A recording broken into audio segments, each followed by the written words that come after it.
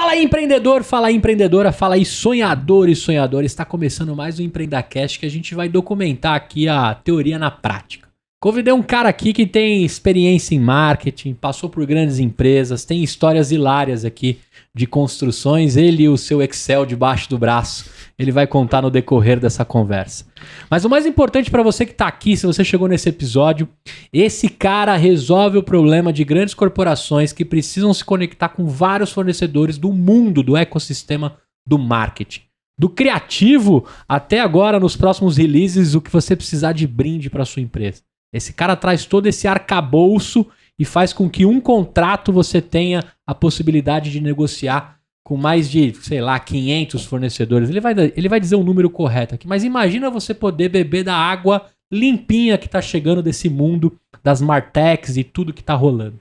Tenho certeza que você vai gostar desse papo, mas olha só, cada pérola que chega nesse Empreendacast. O cara também é um empreendedor serial, investidor. Eu acho que eu vou ter que convidar ele de novo. A gente vai falar bastante da empresa dele e já vai ficar estendido aqui um novo convite. Mas eu vou deixar você falar naquela câmera quem é você, dá uma apresentada pra galera aí.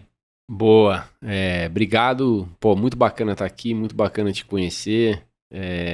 Um prazer. Meu nome é Daniel Priante. Eu sou fundador, né, e CSO da Bipool. A Bipool, para quem não conhece, é uma plataforma de curadoria, contratação e gestão de serviços de marketing que trabalha para predominantemente grandes multinacionais.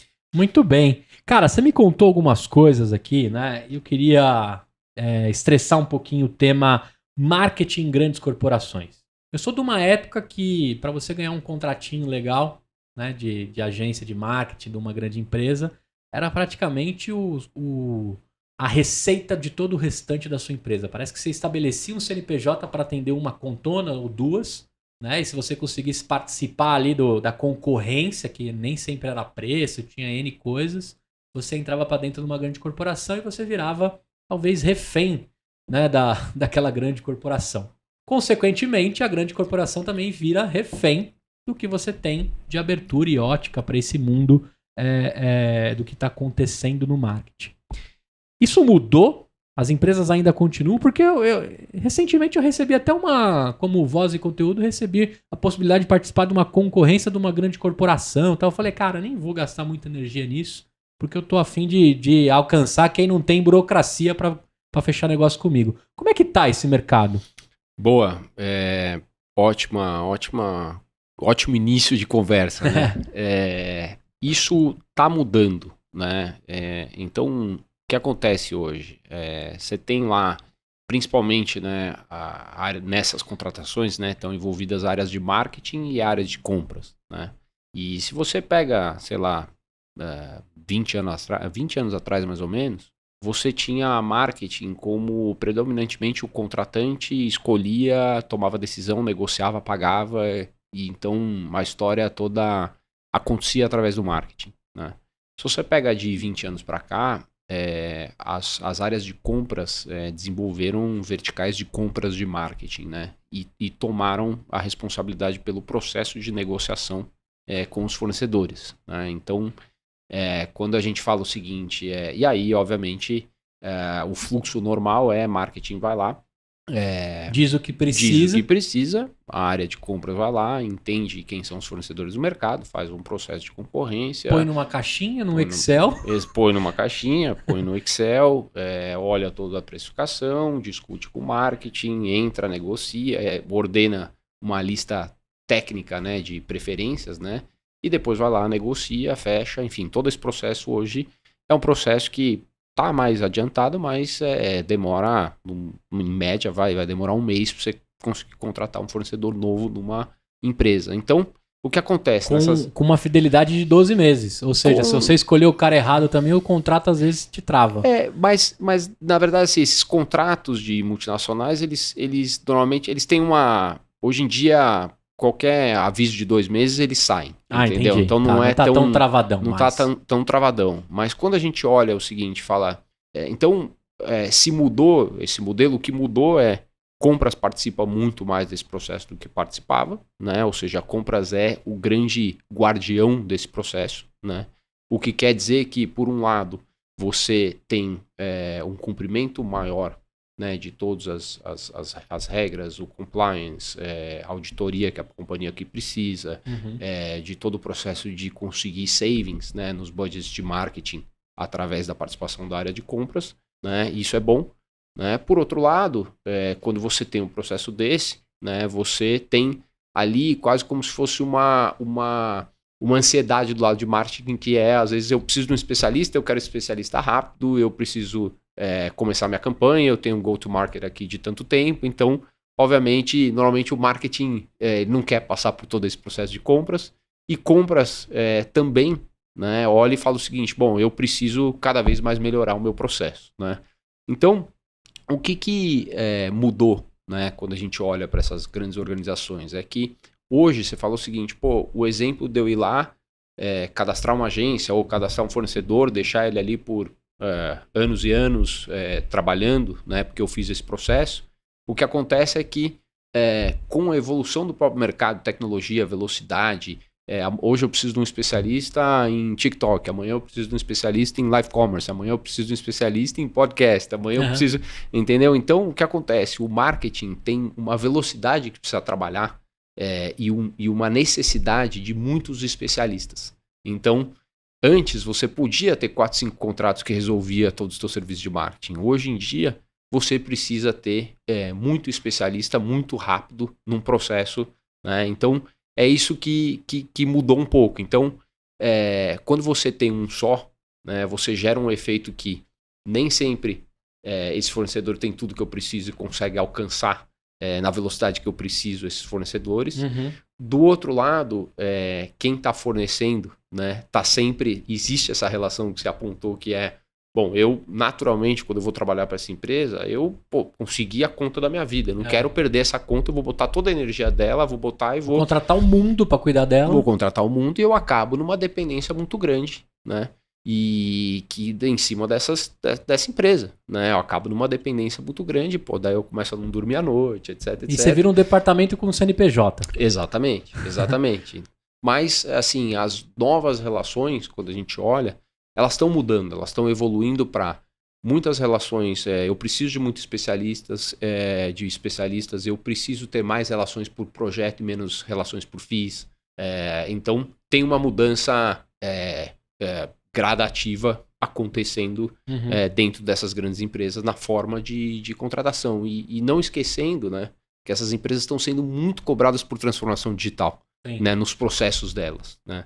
E aí tem uma série de novas ferramentas aí no mercado que podem ajudar nisso. Agora, quando a gente fala da Bipool, e aí você já vai me contar qual dor que você resolve e por que você decidiu mirar nesse problema, você e seus sócios, né? O Beto vai aparecer em alguns momentos aqui também como o cara que faz a operação aí de tudo e acontecer e conectar.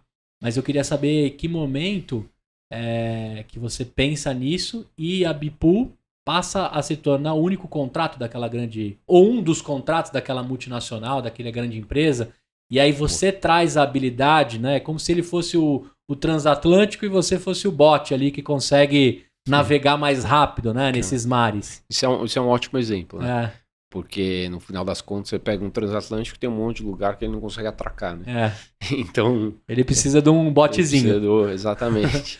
Ou de um barquinho, dependendo. Né? Exatamente. Mas um pouco da origem da Bipool, basicamente é o seguinte, antes de montar a Bipool, eu tive por 12 anos, um business de marketing digital, eu atendia, né, essas grandes corporações. Né? Você ganhou essas grandes contas. Ganhei essas grandes contas, exatamente. Então, eu tinha lá, vamos dizer, 7, 8 multinacionais para quem a gente trabalhava, cada uma tinha 3, 4 marcas, e eu era responsável por toda, né, no nosso negócio, eu era responsável por toda a estratégia de marketing, estratégia de marketing digital, estratégia de social, compra de mídia digital, produção de site, aplicativo, etc. Então, a gente vivia nessas relações que é quase um triângulo, onde você está sempre trabalhando com marketing, negociando com compras e alinhando com mídia, né? Então, você está sempre vivendo. Então, eu comecei a aprender muito de como são essas relações, né? E a verdade é que as relações, principalmente entre marketing e compras, é uma relação tensa, tá? É uma relação tensa porque o marketing está olhando e falando o seguinte, pô, eu preciso de mais fornecedores, mais especialistas, mais rápido, e eu preciso disso porque... Para subir amanhã. Para amanhã, exatamente. Né? E ele está pensando o seguinte, pô, mas a área de compras está demorando, às vezes não conhece os especialistas que eu preciso. E no final do dia, quando você olha a visão de compras, a compras está pensando o seguinte, pô, marketing, esses caras são tudo ansiosos pra caramba, esses caras querem tudo pra ontem, esses caras querem trabalhar com os amigos deles, e eu preciso cuidar aqui do processo da companhia, do compliance da companhia, então é uma relação, né, que é uma relação que obviamente, só que ao mesmo tempo, compras está lá querendo produzir, né, no produzir, né, o savings que dá dentro das metas deles, e ao mesmo tempo está querendo prestar o melhor serviço possível para marketing. Mas aí, Dani, vem uma parada que eu queria tornar isso público e desmistificar um pouquinho, que acho que a gente está quase acabando com essa parada. Aí rola um Vampeta Flamengo, que é tipo assim, ó, bota uma gordurinha que compras vai te dar uma apertada, e aí você tira. Essa parada, cara, existe em vários lugares. Não vamos citar corporações, vamos preservar o que acontece. Mas isso é uma prática que eu já pratiquei. Eu já falhei com compliance de empresa. Eu já passei por várias corporações, agora não dá mais tempo do RH me buscar. Mas, cara, fica aquela sensação assim, você precisa resolver tão rápido. Você coloca 2 caras que vão ser, como que a gente chamava?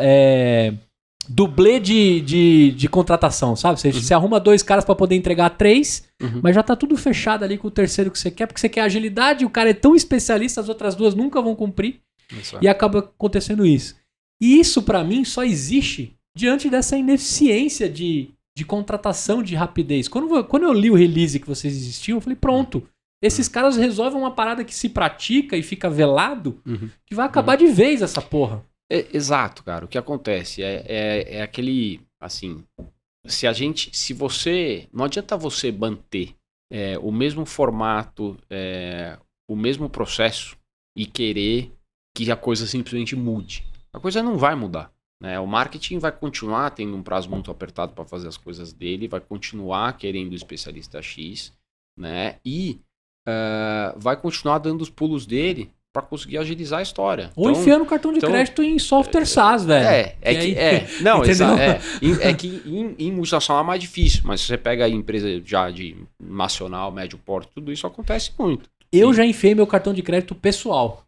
Para não esperar compras. Pra não esperar, exatamente. E aí, puta. Só que daí... Depois deu merda. Depois pra você desenrolar isso, é um puta do... Deu uma merda gigantesca. Mas então o que acontece? Isso que você tá descrevendo, isso acontece. Sim, né? Sim. Então, o que as empresas, né? O que evolui, né? É basicamente o seguinte, beleza, se a gente tem esse modelo, isso tá, puta, qual que é o modelo que a gente poderia trabalhar para que isso não acontecesse? Sim. Né? E aí, quando você pergunta o seguinte, pô, o que a Bipool resolve? A Bipool, basicamente, o que ela faz? Ela dá a transparência, a velocidade e a diversificação e a qualidade que o marketing precisa dentro dos processos da companhia. Então, o que a gente faz? A gente vai lá e fala o seguinte, né? E aí tem um negócio que é interessante. Você me falou assim, puta, negociação, né? Esse é um outro ponto crítico. O que a gente faz? A gente vai lá na Bipool, a gente lista lá 300 serviços de marketing, né? Desde o vídeo X, o conceito tal, a ideia Y, tudo listado num marketplace corporativo. A gente vai lá em compras e fala o seguinte, vamos determinar uma lista de preços para que o seu marketing trabalhe? Vamos criar a FIP aqui, Exato, vamos criar a FIP aqui nossa, entendeu? E a gente deixa muito claro o seguinte, nós não estamos vindo aqui negociar, a gente está te ajudando a determinar preços que sejam viáveis dentro da rede para você ter bons fornecedores. Então, só que esses preços, eles já são determinados em cima de uma meta de economia de budget. Então você pensa o seguinte, compras determinou lá uma lista e fechou com a gente vai subir para a plataforma essa lista. Perfeito. E a hora que o marketing criar os logins deles, eles vão acessar essa lista. Perfeito. E aí eles estão comprando de uma lista pré-determinada, ou seja, não tem mais muita negociação, os itens que são negociados são as exceções, 20% em vez de ser negociar 80%, está negociando 20% dos itens que não estão listados, né? Já tendo uma média do que é praticado na sua plataforma, então não vai ter desvios? Exatamente, já tem lá, a gente vai lá e olha, tem desvios entre clientes, mas assim, não é gritante, entendeu? Sim. Então, o que a gente faz? A gente vai lá e fala, bom, beleza, então você já negociou aqui, já tem o marketplace, já tem o teu marketplace aqui que você configurou, teu marketing entrou, selecionou o serviço que ele quer, o nosso algoritmo fez um matching, puxou os 3 fornecedores ideais para aquele serviço. Então vamos dizer o seguinte, o cara que é bom fornecedor que é bom de desenvolver uma embalagem, não é o mesmo fornecedor que é bom de desenvolver uma landing page, né? São coisas muito diferentes. Sim, então, sim. Esse matching, por exemplo, você vai trabalhar com cerveja, né? Você vai trabalhar com cerveja, vamos dizer, eu estou trabalhando lá com cerveja artesanal. Eu quero um fornecedor que faça embalagem, que entenda do mercado de cerveja artesanal, e não mainstream. E não mainstream. E isso é um conhecimento muito específico. Você trabalhou com isso há anos, você sabe. Né? Um conhecimento muito diferente o comportamento do consumidor de cerveja mainstream, o comportamento de cerveja, né? Fidelidade à marca, uma porrada de coisa que a gente conhece. Né? E você quer, então, cara... Receita pura. Receita pura, exatamente. Então, você quer alguém que seja muito especialista naquilo, e aí o matching da plataforma, o algoritmo tem que te falar o seguinte, para esse produto aqui, que já você tirou da prateleira, que já está aprovado por compras, o teu fornecedor ideal é esse. Só que esse fornecedor já está homologado na minha rede Bipool. Animal. E aí, o que acontece? Um processo que demoraria 30 dias, demora 3 na Bipool. Você já está trabalhando com o cara. Matching, ok. Foi para uma interface de tabela, ok. O tabela vai embora, vai trabalhar. Então você pensa o seguinte: você fala assim, que problema você resolve? Né? Do marketing, você oferece mais inovação, mais criatividade, mais velocidade, né? Na contratação de fornecedores de marketing. E compras, você entregou basicamente o saving que ele precisa, um serviço melhor para marketing, que no final das contas ele é uma área que o cliente dele é marketing, então ele tem que atender esse cliente melhor. E você gerou uma economia enorme dentro da organização, ou seja, você não tem compliance. Com compliance, exatamente. Você não tem que ficar fazendo vários contratos, você não tem que ficar fazendo management de uma porrada de fornecedores, você não tem, né? Tudo é feito dentro da plataforma. E todo o teu controle de dashboards, de onde é que você está gastando sua verba, com quem, de que jeito, tal, qual é o ranking, que fornecedores estão melhores avaliados, quais estão piores avaliados, etc. Então, a plataforma ela resolve essa relação, né, de contratação de serviços de marketing dentro das empresas de uma forma ágil. Animal. Agora eu tô perguntando por que a voz e conteúdo não tá lá, cara. Eu preciso botar a voz lá. Porque sem dúvida, eu quero aparecer no seu algoritmo, sem dúvida, de alguma forma. E eu vou te falar uma outra coisa que eu já pratiquei. Eu gosto sempre de trazer a situação, mas fazer parte da merda também. Não adianta só apontar a merda se você nunca um dia fez. Eu, nas minhas andanças, até com a voz, se você for contratar um podcast meu aí, a partir de R$ 997, eu cuido do seu podcast. R$ 997, um episódio por semana, até 1 hora, editado no Spotify. Se uma empresona bate na minha porta... Eu sempre parava pra pensar assim, 997 é dinheiro de pinga pros caras. Né? Não cabe, tem que ser uma proposta customizada. E aí o meu cérebro ficava tentando pensar como é que eu vou vender pra uma empresa. Aí começa a vir a ganância, os valores, aí você passa um preço X pra B2B, um preço X pra B2C. Prática que meu cérebro processou. Não, eu sou humano, erro também. Aí chegou um dia que eu falei, mano, porra nenhuma, se eu precifiquei isso, é isso. O que eu quero agora é fazer coleção de marcas. Eu não quero ficar rico. Dizer que eu fechei contratos absurdos. Eu quero entregar pro cara o que eu sou capaz e sou bom dentro do preço que eu cobro. Claro que a maioria dessas empresas não pega esse planinho de 997. Os caras compram o meu planão lá, o Expert. E aí, cara, parece que a minha vida melhorou, assim. Caiu um piano, né? Que em alguns momentos eu me deparei com essa situação. E aí eu lembrei das épocas que eu era o contratante da empresa. Né? Não necessariamente de marketing, que eu tava ali em inovação, mas eu tinha muito braço com marketing, dependendo do que a gente ia construir junto, né? Garagem de inovação e marketing. E quando eu ligava pro cara com a possibilidade de contratar alguma coisa, com o elefante que eu tinha, né? O transatlântico que eu tava dentro, a conversa do cara até mudava. E aí eu sempre ficava com a sensação que eu tava comprando algo inflado, sabe? Puta, mano, o cara enfiou a faca. Sabe essa... Sei. Quando eu vejo a sua plataforma também, acabou isso. Porque uma vez que entrou a tabela de compras, você tem uma noção do que o mercado está praticando. Cada empresa tem o seu jeito de pagar também, o que topa e o que não topa. Claro. acabou isso também. Não tem mais sacanagem na parada, né? Não tem, cara. O que você tem que ter sempre é o que você mencionou. É assim, normalmente, essas grandes empresas, elas têm um nível de exigência maior, elas têm um processo mais demorado de aprovação, elas têm mais idas e vindas, elas têm mais gente palpitando sobre um trabalho. Sim. Então, assim, é isso que tem que estar incorporado no preço que está lá na tabela. Então, por exemplo, o que a gente tem lá, né? A gente tem um marketplace para empresas que a gente chama é o nosso, né? É o nosso, quase como se fosse o nosso segundo e terceiro tier de clientes, que são clientes menores, né? E que tem um nível, né, de exigência e não de exigência, eu digo, todo mundo quer contratar uma coisa boa, não é boa isso. E barata, se for, todo mundo melhor quer, ainda. exatamente, todo mundo quer, mas o ponto quando eu falo de exigência é o seguinte, por exemplo, qual é o teu nível de atendimento, quanto disponível você está para o cliente, né, quantas refações, então isso... Sim. Gera um nível de precificação diferente, principalmente a gente que trabalha com negócios, né? Taylor total, né? Taylor total, e são coisas que envolvem a meia-hora, né? Então é o seguinte, você sabe que dependendo do projeto, ele vai ter que aprovar com 5 pessoas lá dentro. E aí vai voltar vai falar, esse escrito, esse tamanho não tá bom, o outro vai falar, isso aqui tá bom, isso aqui... Então, a trilha sonora não encaixou com a palavra. Exatamente. Então, o que você tem que ter? Você tem que ter, o que a gente tem na nossa plataforma, né? É o seguinte, eu tenho um price tier, né, que é para esse tipo de produto com esse descritivo. Depois eu tenho um outro price tier que é para esse descritivo com esse tipo de produto, tenho para esse, né? Então, aonde o preço varia de acordo com o escopo e não com a cara do cliente. Isso aí, entendeu? Que é o que a gente às vezes vê praticando. Exato. Agora, te perguntando assim, e como é que você ganha dinheiro? Porque você resolveu várias dores aqui, vários problemas que acontecem e ficam velados. Cara, tá resolvido. Bipool é a ferramenta que todo departamento de marketing e compras precisa ter. Como é que você ganha o seu dinheiro? A gente ganha da seguinte forma, né? E óbvio que isso foi uma estratégia aí de início de negócio, né? A gente vai ter que ver como que a gente leva isso mais adiante, né? Conforme a gente vai inserindo mais módulos da plataforma, na plataforma a gente vai ter que ver como é que leva isso. Mas hoje a gente ganha exatamente da forma que um marketplace ganha.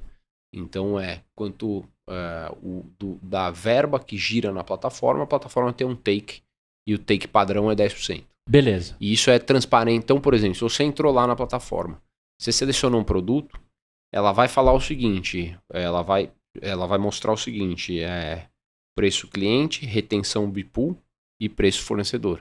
E o fornecedor, quando ele recebe, ele vai ver esse mesmo descritivo. Então, o cara de compra já até vê o saving que ele conseguiu diante de usar a plataforma. Ele vê. Cara, a gente tem um dashboard Legal. que tem lá, que a gente chama de real-time saving lá. Então ele vai acumulando, se ele tiver um preço referência, do tipo, eu pago num conceito X e eu estou precificando na plataforma, sei lá, X menos 10%. Ele vai, conforme ele vai comprando, vai acumular o saving dele lá. Mas o legal é que você tem um ambiente completamente transparente. Mas respondendo sua pergunta, é take do marketplace. Então, tudo que girou, a gente... E como é que você faz? Seu algoritmo seleciona 3, você comentou isso comigo aqui. Pra não virar leilão, justamente, né? Vocês não deixam virar leilão, né? Você pegou no ponto. Assim, quando a gente montou a Bipool, a gente viu alguns modelos de plataforma e a gente não quis fazer o que a gente chama de bid aberto.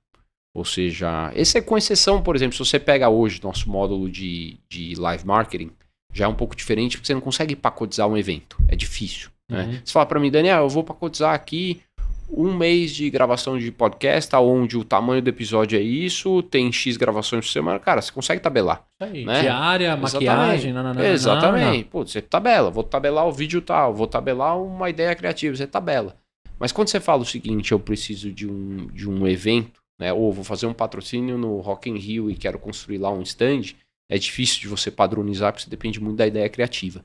Né? Então, mas o que acontece hoje é que hoje, quando você pega o módulo Marketplace, praticamente tudo tabelado. Depois você tem um módulo de live marketing, aonde você tem 3 empresas apresentando uma proposta técnica e de preço, né? E agora tem um novo módulo que vai entrar de squads, que também vai ser uma configuração já meio padronizada. Mas respondendo a tua pergunta era de... Para não virar leilão. Para não virar leilão. Então, o que a gente fez? A gente não quis deixar no marketplace ou assim, um modelo onde você... cada um bota um preço lá. Porque senão a tendência é você jogar preço para baixo. Entendeu? Então, você fala, se você entra num lugar que você fala, eu preciso disso, e aí todo mundo fica mandando preço, a tendência é você fazer uma briga por preço. Então, se você parar para pensar, o que a gente está fazendo, a gente está invertendo um pouco a lógica do mercado. Como funciona os processos de bid nas grandes empresas? Você vai lá e fala o seguinte, beleza, uma concorrência criativa. Né? Você falou, pô, fui convidado para concorrência lá. Né? Uhum. Então, primeiro, você tem uma avaliação do criativo. Pô, como é que esse cara pensou isso, tal, qual que é a ideia, beleza. Aí você tem lá a melhor ideia. Aí você ordena essas melhores ideias. Né? Aí você fala, ó, esse é o ranking de qualidade aqui, técnica do que a gente acha, ou do que a gente mais gostou criativamente. Compras vai lá e vai entrar apertando o primeiro para chegar onde quer. Não deu certo com o primeiro, vai entrar para apertar o segundo. A gente inverte essa ordem, a gente fala o seguinte, beleza, vamos pegar 400 serviços de marketing aqui, qual que é o preço justo? Dado que nós temos uma rede, né, que é mais ou menos uma empresa de pequeno e médio porte, cara, não tem grandes overheads, não tem lá, não tá pagando a estrutura regional, pô, o que é o preço justo num trabalho de branding? O que é o preço justo num trabalho criativo? E a gente precifica tudo isso. Legal. Então, quando você selecionou um produto no marketplace, os fornecedores que receberam o convite do algoritmo já sabem o seguinte, você quer fazer o trabalho tal pelo preço tal, com prazo de pagamento tal para o cliente X, e que tem, por exemplo, às vezes uma cláusula de non-compete e tal, pô, eu quero ou não quero. Se você não quer, o algoritmo vai selecionar o próximo. E aí o seguinte, aí você fez o matching, você colocou 3 fornecedores. A hora que você colocou 3 fornecedores, a escolha, aí você entra num processo que a gente chama de chemistry meeting. E essa escolha é o seguinte, pô, eu quero olhar pro Gustavo, eu quero saber, puta, se ele é bacana. Quero apertar a mão dele, quero olhar no olho dele, quero saber se eu vou conseguir trabalhar com ele. E aí é o mais importante da sua escolha, porque o preço já determinou. Cara, já tá todo mundo, os 3 que foram selecionados, toparam trabalhar nesse preço, esse preço é justo. E é o seguinte, agora eu vou ver quem é o melhor. Então você inverte, você determina um preço justo e depois você escolhe a melhor qualidade, só que vai ser já naquele preço. E isso, na nossa visão, faz com que as escolhas sejam melhores e que você priorize muito mais o teu nível de afinidade com o fornecedor, o conhecimento que ele tem da sua categoria, o histórico de trabalho dele, e faz com que você também fique fazendo menos gente fazer concorrência, ficar trabalhando de graça. Gastando tudo energia. Isso. Energia, exato. E que você podia estar vendendo para quem vai te dar o cheque. Agora eu queria te fazer uma pergunta. O empresão, você me parece o band-aid correto para a chaga que eu tenho, né? Vai preencher ali, vai salvar. Agora, vamos pro lado da voz. Se eu tivesse lá na Bipool. Puta, o algoritmo me derrubou 100 vezes, me derrubou 80. Não passo aqui, não passo lá. Puta, eu tenho alguma coisa errada que dentro dos padrões da Bipool a minha empresa não tá conseguindo. Você me devolve alguma coisa para eu melhorar também como pequeno? Sim. Eu acho que tem um negócio que é importante, que é assim, na Bipool tem empresas que foram montadas há 2 meses, há 3 meses. Por que isso, tá? Porque a filosofia da Bipool é que o que importa é o talento. Então é o seguinte, tem uma porrada de gente que sai de organização que, por exemplo, muda de vida e fala o seguinte, eu trabalhava na Sul América e eu resolvi fazer tal coisa. Pô, você imagina o dia seguinte que você saiu da Sul América. Aí você montou a tua empresa. O que o algoritmo vai considerar é o seguinte, a tua história, são os teus cases, a história do seu sócio, os cases dele, o que ele conhece. E o algoritmo é a soma de conhecimento do que está lá dentro da empresa e não dos cases da empresa.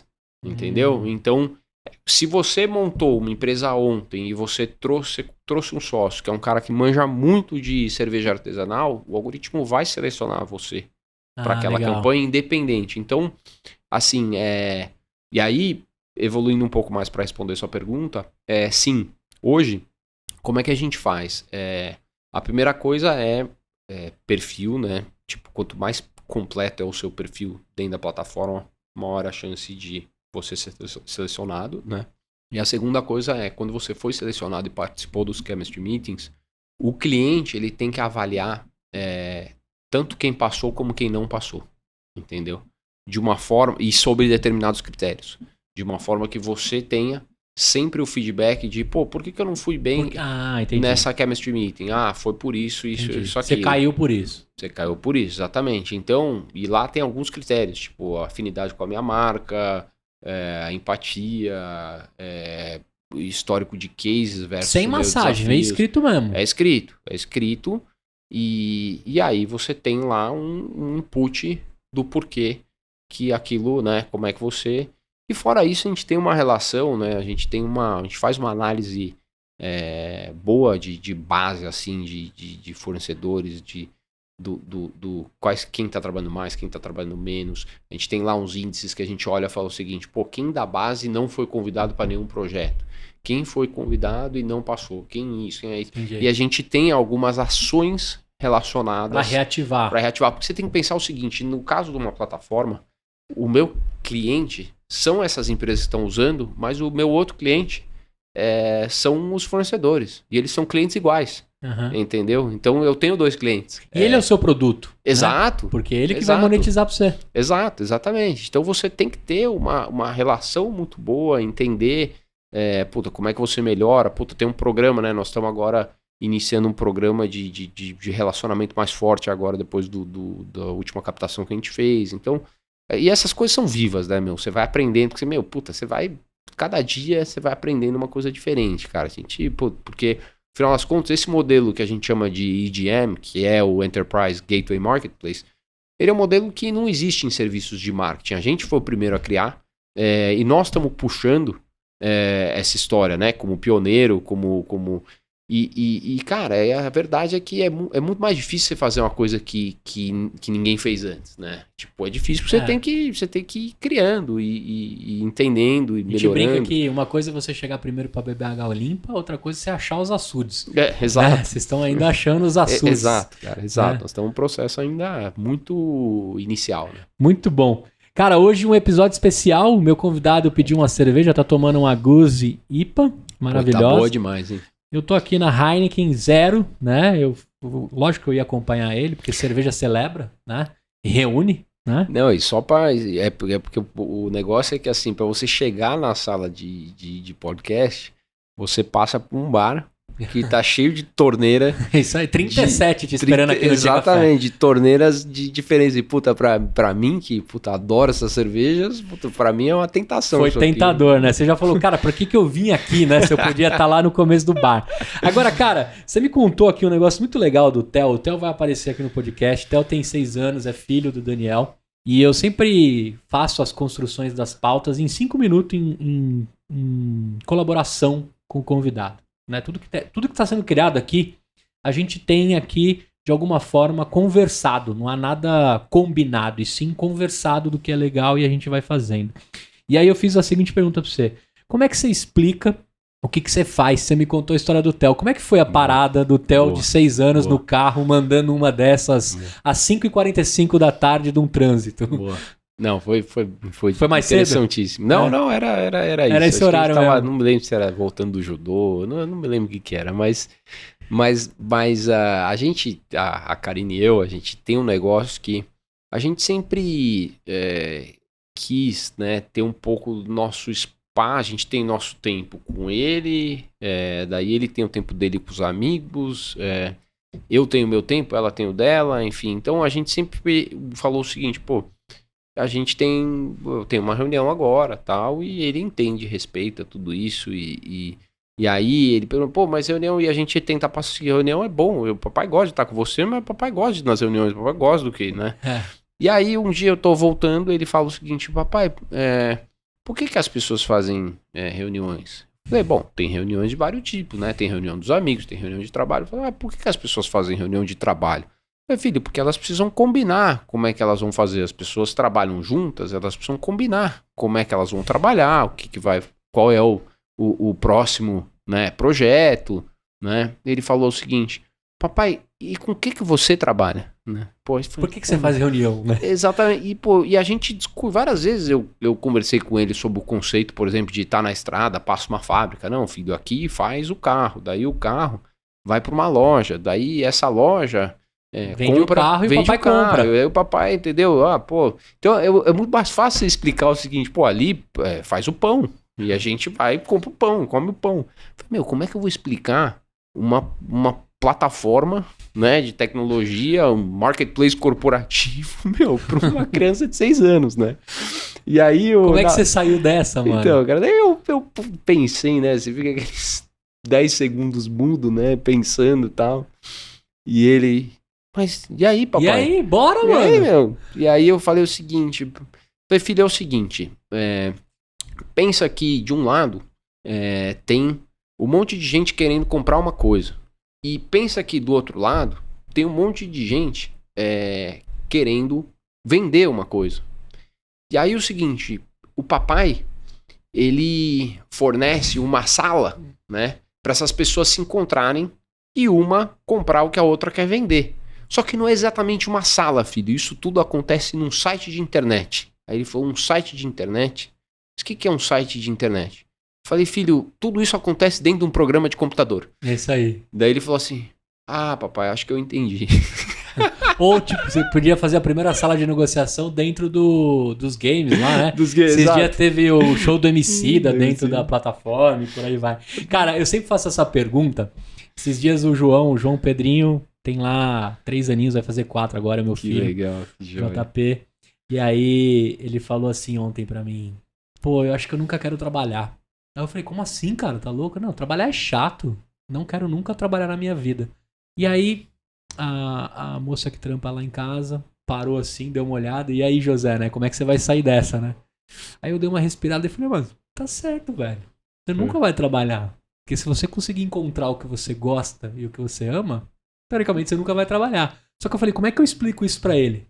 Aí eu fiz o seguinte, dei um pouco de silêncio, aí ele olhou pra mim, viu que não veio a devolutiva, né? Porque tipo assim, ô tiozão, eu não vou trampar, mano.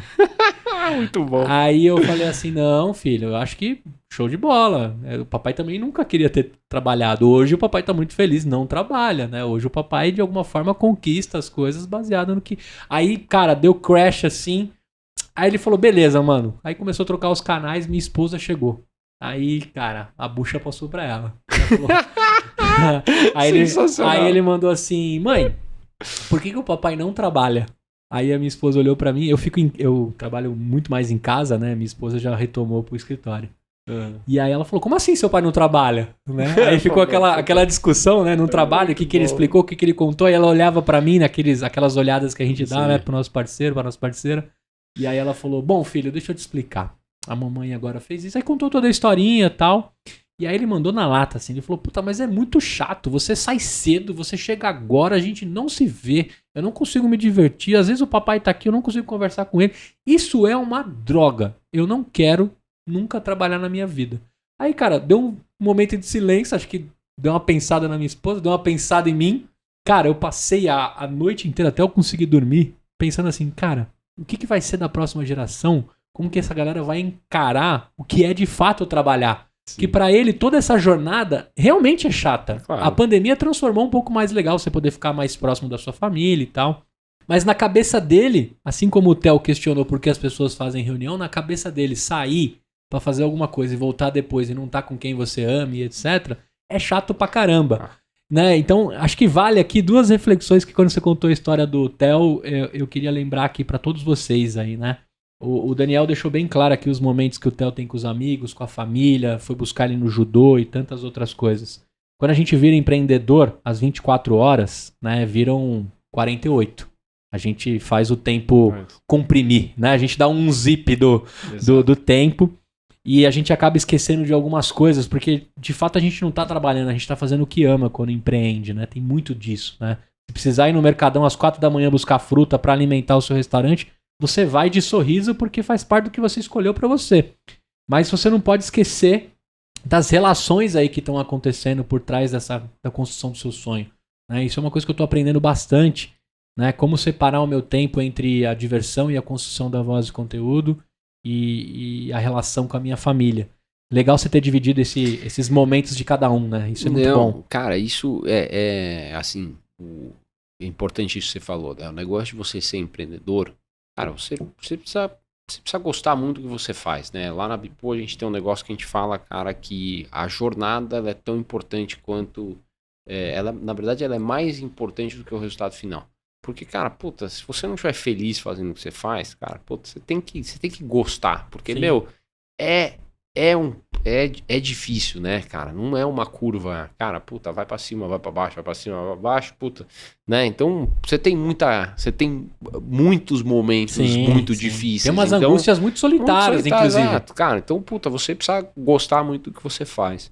E a outra coisa é como você, cara, você tá o tempo inteiro pensando no teu negócio, né? Então você fala o seguinte, cara, você tem que se permitir no sentido de que, porra, a tua cabeça, ela não para de funcionar na sexta-noite e volta a funcionar na segunda, né? Às vezes você tem as melhores ideias, as melhores insights, quando você tá no sábado ali, tomando banho. Às vezes, cara, puta, você tá pensando, às vezes você tem que fazer uma apresentação, você precisa de um momento de calma, você sabe que você tá cheio de reunião na semana, então você vai escolher o fim de semana pra você trabalhar naquilo. Então esse balanço pra gente, ele é muito importante, cara. Se eu olhar minha agenda, abrir aqui, você vai ver que tem, cara, vários momentos ali que tem compromissos pessoais. Tá escrito Theo aqui, Theo ali, né? Que são os momentos, cara, é um compromisso igual a qualquer outro que eu tenho, entendeu? Que é, puta, aí... E é tão divertido quanto qualquer outro. Exato, tem um compromisso que eu tenho aí, que é, cara, 2 vezes por semana lá, tá marcado, 6 da tarde às 7h30, tá marcado o Theo, e, cara, é assim, é sentar e brincar de carrinho, cara, construir pista, ver coisa, cara, e é o que ele gosta, o que ele mais gosta ali, tipo, às vezes, ele, como ele não tem noção do que é terça, do que é quarta, às vezes eu tô trabalhando ali e já olha, ei, papai, você não vai terminar? Fala, tô pronto, mano. Tô pronto. Ou já vem com a espada, né, mano? Já vem com a espada, exato, cara. E aí, mano, pega aí seu escudo, suas paradas que tá na hora. Já tá na hora, exato, cara. Então a tua colocação, ela é animal importante. Eu acho que é uma jornada muito solitária. O cônjuge, ou a cônjuge tem ligação direta da construção disso, né? Mas em vários momentos a gente está solitário das decisões, né? Ou a gente está ali dividindo com os sócios, tem dificuldades, e a gente acaba apagando esse lado da construção das relações familiares, que às vezes você reclama a vida toda dizendo que na empresa que você trabalhou você não conseguiu fazer, e às vezes você vira refém da sua própria empresa. Então tomem cuidado com isso, empreendedores e empreendedoras. Agora, cara, eu tô falando tudo isso porque assim, a Bipo é uma das coisas que você já fez. Eu vou te convidar para um novo episódio para a gente falar de um empreendedor serial, das construções, como é que você se enfia nos negócios. Mas eu queria trazer um pouquinho do que você está envolvido, assim. Mesmo que fosse o en passant, assim. Lógico. Cara, eu tenho empresa disso, daquilo, ajudei na construção daquilo. Me conta um pouquinho como é que tá o seu portfólio de startups envolvidas. Não, legal, cara. Quando eu terminei, né, a minha última jornada lá, basicamente foi o seguinte, a gente... que foi, né, o business de marketing digital, a gente basicamente vendeu para um grupo internacional, fiz lá meus 4 anos e pouco de earnout, depois entrei num período lá de sabático, né, que eu tinha inclusive uma cláusula de non-compete, tudo isso, e a minha cabeça era tipo, puta, legal, vou ficar 1 ano sem fazer nada, e cara, só que daí você começa, conversa um pouco aqui, conversa um pouco ali, pô, tinha tempo pra caramba pro Theo, pra Karina, era uma delícia, mas cara, tua cabeça tá ativa, você tá conversando, tal.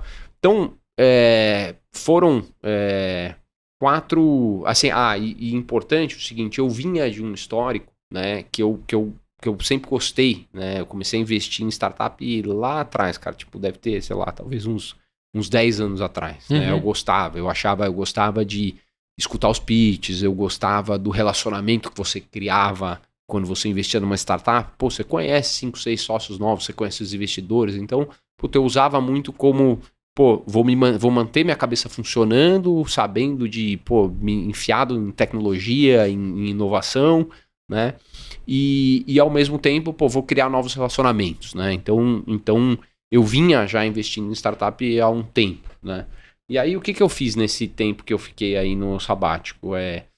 Tiveram outras 3 empresas, né, que eu montei com sócios meus, né, obviamente são pessoas que de relacionamento, por exemplo, uma delas é uma startup que chama Frank Open Bank, tá, que basicamente é uma distribuidora de produtos financeiros de fintechs. Legal. Então, basicamente, a gente criou um conceito de personal banker, que são ex-bancários, que trabalhavam em agências bancárias, vendiam os produtos do banco, e agora saíram e tem uma plataforma que tem vários produtos homologados, desde crédito pessoa física, crédito pessoa jurídica, home equity, tudo consórcio, seguro, tudo isso está tudo homologado dentro da nossa plataforma. Animal.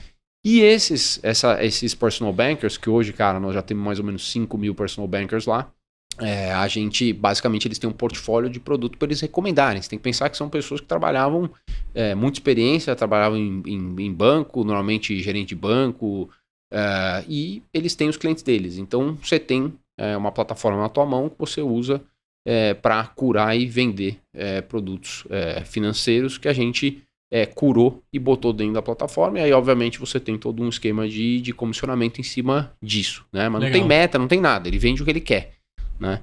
Então, essa é uma coisa que isso eu criei, né? Na verdade, isso foi desenvolvido por um ex-chefe meu do Citibank, que é um cara forte de banco de varejo, né? Trabalhou no Citi, HSBC, Santander, enfim, sempre liderança de time de vendas, estratégia de vendas, tudo isso, né?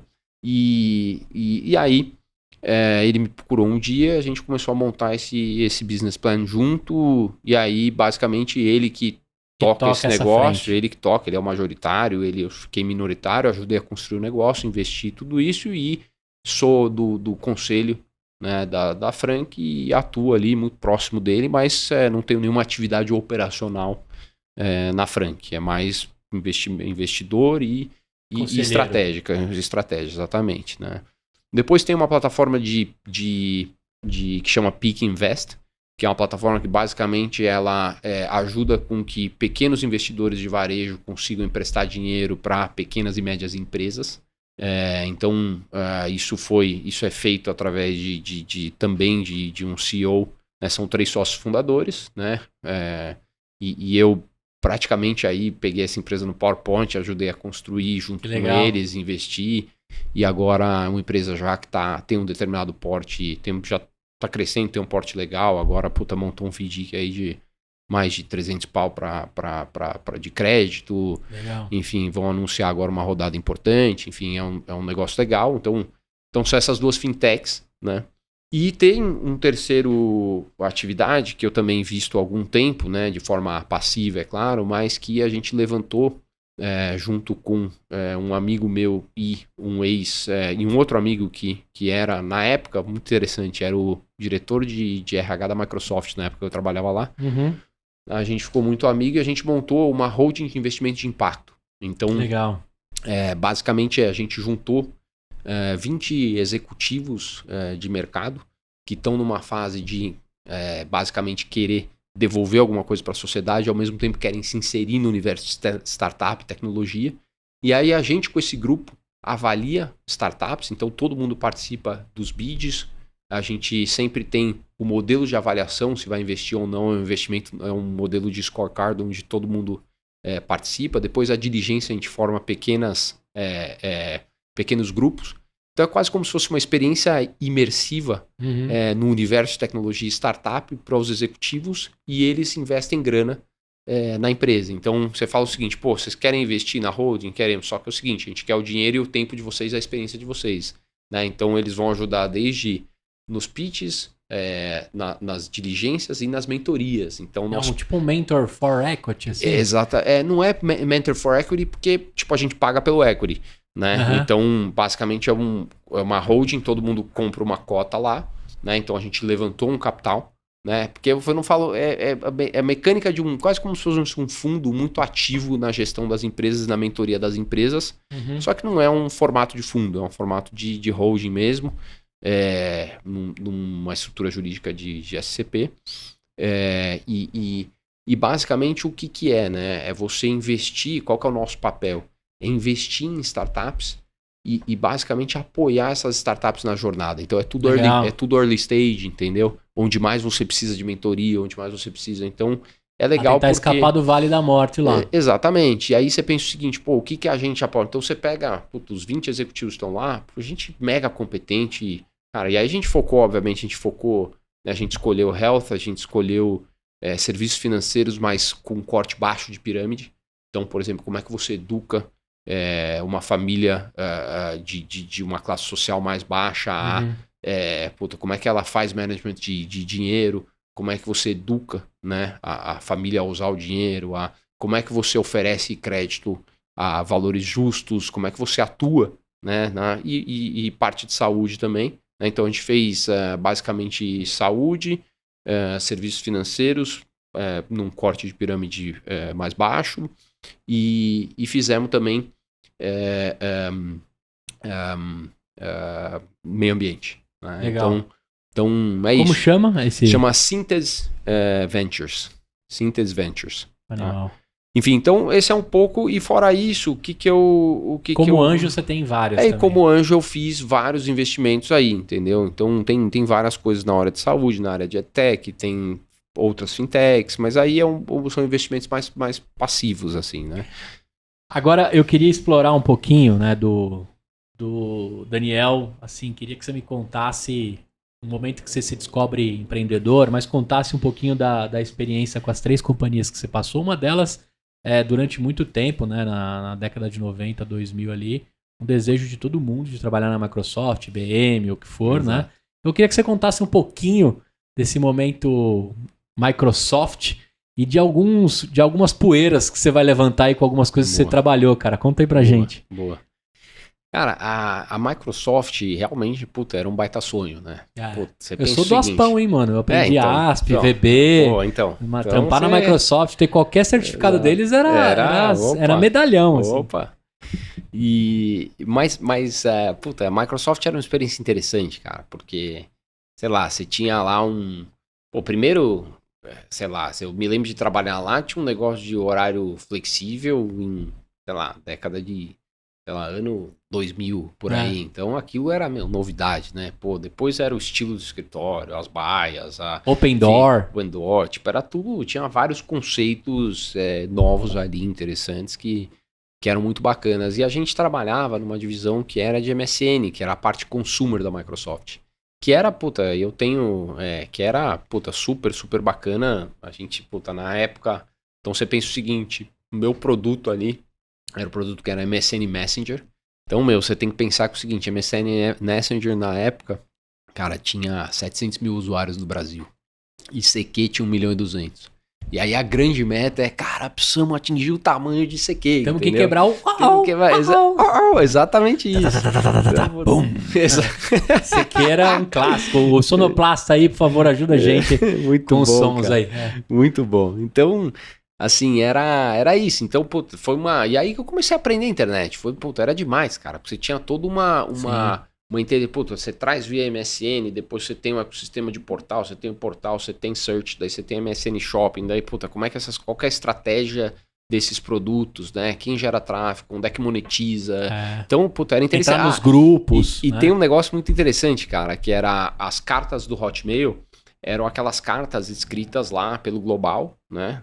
MSN lá fora, tudo isso. E aí chegava aqui com aquela linguagem que brasileiro não entende, que, cara, às vezes tem umas palavras fora de contexto. Ó. E uma das minhas funções, né? Era traduzir. E a gente chamava de tropicalização. Então, cara, eu tinha que pegar lá as cartas, abrir. Transformar as cartas em jabuticabas. Exatamente, cara. E então isso foi interessante, cara. Depois tem uma passagem legal pelo Citibank. O Citibank é da onde você tem a Frank, né? Foi dali que nasce a relação com o seu sócio da Frank. Eu sempre tive, cara, uma forma de cultivar. Eu sempre fiquei amigo, sempre construí amizades e respeito nos lugares que eu passei, tudo isso. E eu dei uma sorte no Citibank muito forte, porque, cara, eu era muito júnior lá. E eu entrei numa área que estava faltando 3 posições até chegar no diretor. E aí, o cara chegou lá, ele tinha voltado, que esse cara chama Paulo Silva, que é o meu sócio na Frank hoje, né? Que na verdade, cara, na época era um molecão, mas fazendo uma carreira brilhante, muito nova, veio do Citi, Estados Unidos, tinha feito um MBA lá em Thunderbird, veio com uma mega, né, um mega desafio, e cara, chegou lá, tava faltando construir estrutura e tava eu lá, então o cara me pegou e me jogava as coisas, falava, vamos fazer isso, vamos fazer aquilo, desenrola aqui. Então pra mim, eu tive um período de aprender muito com esse cara, então eu me desenvolvi muito. E, pô, ele viu ali potencial, puta, daí a gente começou a desenvolver depois de um tempo, né, a gente fez um trabalho muito bacana ali de crescimento, né? Era uma área de trade, então, puta, a gente olhava aquisição de contas, retenção de contas, cara, comportamento dentro das contas, puta, quem pode cancelar uma conta amanhã, todas essas modelagens, e a gente tinha uma área muito forte de apoio às agências, né, na abertura de contas, tudo isso. Então, puta, foi um trabalho super bacana que a gente desenvolveu junto. E depois eu saí do Citi mais pra frente, mas a gente preservou uma amizade. Puta, ele foi no meu casamento, a gente tem uma relação de amizade muito forte. Como ele chama? Chama Paulo Rogério Silva. O Paulo fez parte da pataguada que você fez no Excel lá? Ele conhece essa história, mano. Me conta pra todo mundo a história do Excel. Você vai recortar esse trechinho, vai mandar pra todos os caras. Você era o cara do Proc V, né, nos Excel. O que rolou, mano? Cara, foi o seguinte, a gente montou lá, basicamente a gente tinha essa área que dava apoio, né, para abertura de contas nas agências. Então a gente montou um modelinho, né, basicamente de análise do cliente, se podia abrir a conta, tal, e a gente ia com esse modelinho. Fez um birozinho, né, seu ali. Exato, a gente ia com esse modelinho nas agências, treinava os vendedores, e a gente media, né? A gente montou lá uma campanha de, enfim, competição entre os branches, tudo isso, do Citi, e a gente montou, né? Basicamente, cara, a gente tinha lá, eu tinha um Excelzinho que eu puxava as vendas de cada agência, né, durante o dia, alimentava meu Excel, e quando a gente chegava às 8 da manhã, eu já imprimia aquilo e botava o gráfico, a impressão do gráfico lá, e falava, nós estamos assim, dessa forma, essa agência está liderando, gestão à vista. Gestão, E só que o que eu fazia, cara? Eu alimentava os números e arrastava lá minhas fórmulas no Excel, tudo isso, cara, beleza. E é isso que a gente usava, cara, entendeu? Só que é o seguinte, o número tá saindo de lá, tá sendo reportado pro banco inteiro, tá, beleza. Eu cheguei lá um determinado dia, falei, puta, Paulo, nós temos esse resultado aqui, pô, do caralho, puta, vou ligar pra ele, puta. E o gerente da agência, que tinha, né, superado lá a meta que tava na frente de todo mundo, inclusive chamava Jefferson, né? E aí ele ligou pro Jefferson, porra, pô, a gente bateu, estourou, puta que eu pariu, muito bom, bom, beleza. O Jefferson armou uma comemoração. Vamos celebrar, puta, cara, foram lá, celebraram pra cacete, não sei o que lá. Beleza, dia seguinte eu chego lá, cara, tô lá fazendo os números do dia seguinte, olhando, puta, começa a pegar um erro de fórmula. Puta que pariu, eu não acredito, cara. Aí boto aquele de novo, de novo, aquele gelo na espinha, você fala, puta, meu, fudeu, tá bom. Concluindo, cara, o número que eu tinha passado tava errado, não tinha batido a meta, não tava na frente. E os caras fizeram uma puta comemoração baseada no número errado. Os caras celebraram fake. Exato. Fake news da cagada que eu fiz na porra do Excel. E assim os caras... O bom é que depois eles foram comemorar a cagada da cagada. A cagada, exatamente. Isso que é legal, puta, né? Cara, a gente sempre celebra tudo. Muito bom você dividir isso com a gente. Eu vou pedir pro editor recortar só esse trechinho pra você poder dividir com o Jefferson, com todo mundo que tava envolvido. Boa. Agora, cara, com muita tristeza eu me aproximo do final. Eu vou te convidar de novo, já deixo aqui o convite. Que legal, obrigado, cara.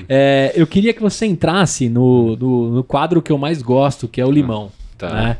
Queria que você me contasse um limão aí da vida que você não conseguiu transformar em limonada e pra gente aprender contigo. Legal. Cara, eu tive uma situação interessante, foi a gente tinha nessa minha ex-empresa, né, que era uma agência de marketing digital, um pouco do que a gente estava discutindo, né? Puta, você entra numa grande multinacional, daí você vai crescendo, vai sendo importante para aquele cliente, pô, você vai investindo, queimando mais lenha naquele cliente, enfim, e aí, tinha um determinado momento que a gente tinha, cara, 60%, 70% do faturamento da empresa vindo da conta da Sony. Em meses tinha 80%, 75%. Uma empresa já que não era pequena, que já, E aí, em um determinado momento lá, quando a gente foi adquirido pelo grupo Iris, que é o grupo que fez a nossa aquisição, eles alguns momentos depois, né, anunciaram lá um deal lá fora com uma empresa do grupo da Samsung. Cara, isso bateu como uma bomba aqui no Brasil. Pro cara de compras, o cara de marketing, tal. E, cara, a gente foi perdendo faturamento mês depois de mês e até que a gente recebeu uma ligação e falou, cara, essa situação não dá, tal. Enfim, e isso, cara, foi assim, cara, foi um aprendizado, foi da pior forma possível que eu aprendi que você não pode ter uma empresa de um cliente só, entendeu? Cara, você não pode ter uma empresa de um cliente só. Se ele muda de ideia, ele muda a sua empresa.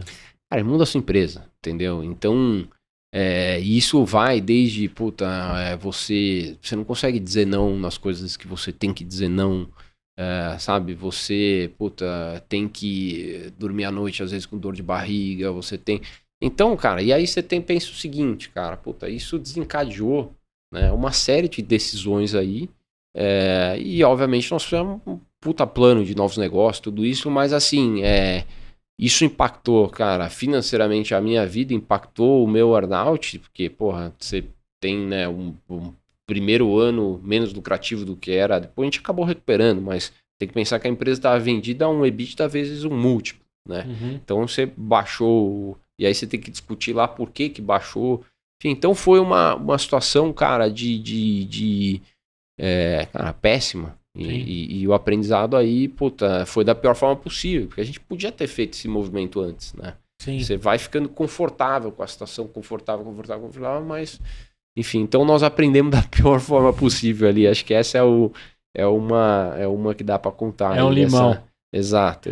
Agora, cara, é a parte que eu abro minha mochila, vou jogar um livro, um podcast, qualquer dica sua aí pra me tornar um pouco Daniel, assim. O que você me recomenda aí de leitura, Cara, eu tô lendo aqui, tô escutando, na verdade, né, um audiobook aqui que se chama The Hard Thing About Hard Things. Uhum.